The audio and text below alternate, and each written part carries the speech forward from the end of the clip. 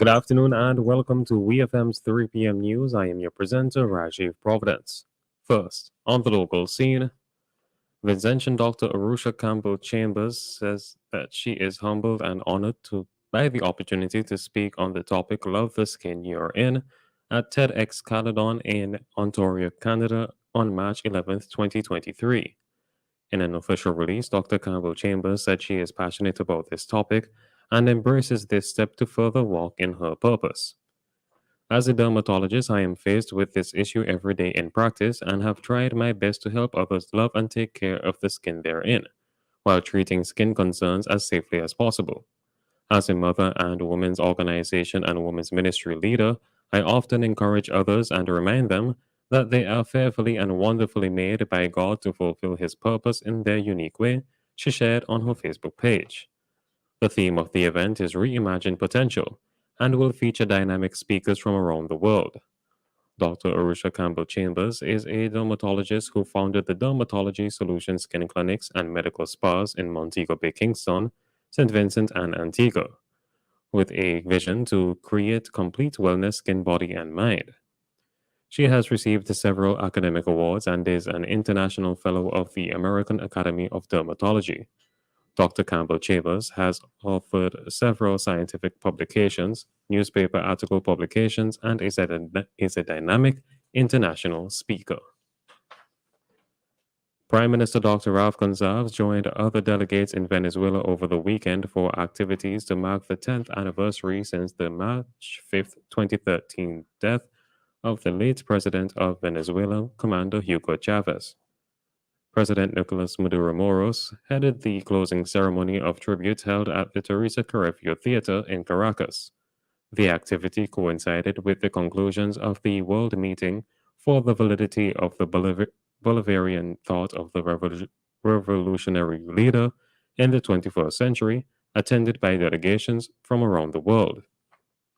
Other leaders present included Prime Minister of Dominica, Roosevelt Skerrit, the President of Nicaragua, Daniel Ortega, and President of Bolivia, Luis Arce, as well as the former presidents of Cuba, Bolivia, Ecuador, and Honduras. Still on the local scene, the Ministry of Education and the National Reconciliation Administrators, education officers, principals, and teachers are currently participating in an education sector development plan program design workshop at the French's House. The workshop started on Monday, March 6th and will end on Wednesday, March 8th.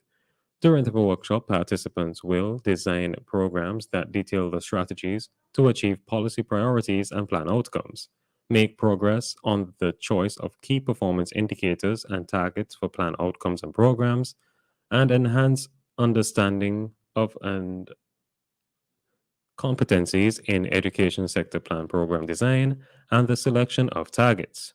According to an official post from the Education Ministry, the workshop is facilitated by ESP Regional Consultant Mr. Marcus Edward and ESP Technical Working Group members. On to news in the region. Jamaica has submitted a bid to the United Nations Educational, Scientific, and Cultural Organization UNESCO to get the historic town of Port Royal in eastern Kingston declared a World Heritage Site.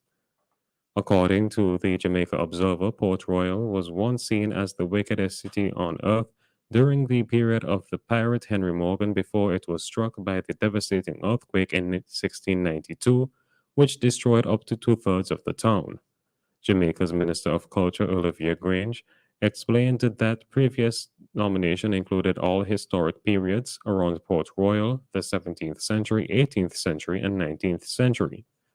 She explained further that after a nomination is submitted, the process of review usually lasts a year, during which there will be site visits to Port Royal by the evaluators for further clarification and discussion before the site is placed before the UNESCO World Heritage Committee, which comprises 21 members, for inscription. The Barbados Union of Teachers are requesting a number of outstanding issues at the Frederick Smith Secondary School to be dealt with urgently. In reference to Barbados Today, President of the BUT, Rudy Lovell, said that the union had been trying at every turn to resolve the persistent, wide-ranging issues, but nothing concrete had been done to date. On Monday night, in a statement, Lovell said that hundreds of students at the former St. James Secondary were soon to sit CSEC examinations, and teachers were not confident that they may be able to do so due to a lack of resources to complete the school-based assessments SBAs.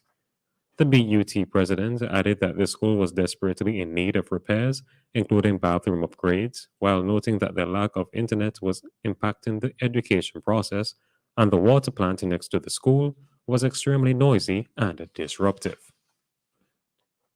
Finally, on the international scene, U.S. officials say that a man has been arrested and charged after he allegedly disarmed an aircraft door during a flight and attempted to stab a flight attendant.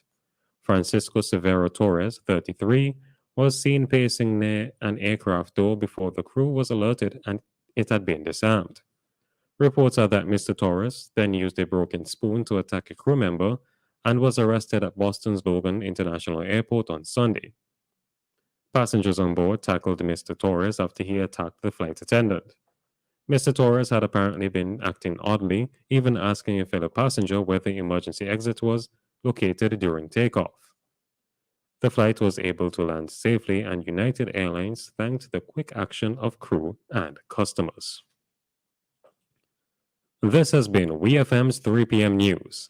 I have been your presenter, Rajiv Providence. Join us again at 5:30 for WEFM's Evening News, and we thank you for listening.